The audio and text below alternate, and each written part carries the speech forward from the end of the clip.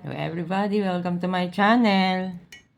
Tinatamad kaming mag-toothbrush kasi malamig.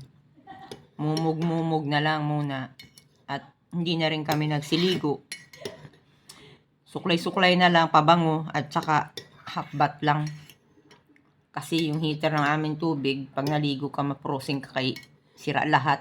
Pati shower area namin walang ilaw, pati heater dito sa living area, wala. Yun. Sa likod ko. Kasi kahapon na ulanan kami. Nako, nabasa ang aking mahiwagang coat. Kaya nakaganito ako ngayon. Okay, bye-bye. But anyway, I'm Shan. This is Israel Hotel Housekeeper Channel. Lalakad na kami. Lakad na tayo. Daming gawa kahapon. Grabe. Isipin mo yun. Ilan yun? 9? Tapos yung 7 sa ano ko, bawasan mo ng isang didi. Ilan yun?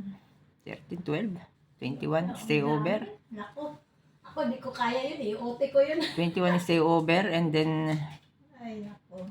8 check out. Si Ay nga, 10, mas malala. Ang daming stay over niya. Ako doon. Hagis-hagis mo na lang yung kama doon. Hagis-hagis kunin mo na lang yung basura pag Kung ganun. ako nga, basura, tawid na lang pag ganyan ang kadaming rooms. Kasi kulang rin naman tayo sa tao kung ayaw Diba? naman pa-OT. Diba? Hagis-hagis na lang. Hmm. Grabe yung hotel namin. Tipid man sa tao, kaya wala man yung makuhang ano. Tipid sa tao. Ano daw ang gusto? Pag naglayasan mga tao na mas malala. Hindi, ano daw ang gusto? Yung konti lang kayo, tapos malaki ang sahod? O yung marami kayo, pero konti lang sahod mo? Marami kami pero madami ding sahod. Hindi ganun palagi. Nako. Dami mapapagawa doon, dalian na. Pagpunta ko nga sa 5th floor, daming das nung ano. Nagawa ko pa yun, pero sa totoo lang, kung wala ka ng oras, di mo na magawa yun. Anyway, bye-bye. Papasok na kami.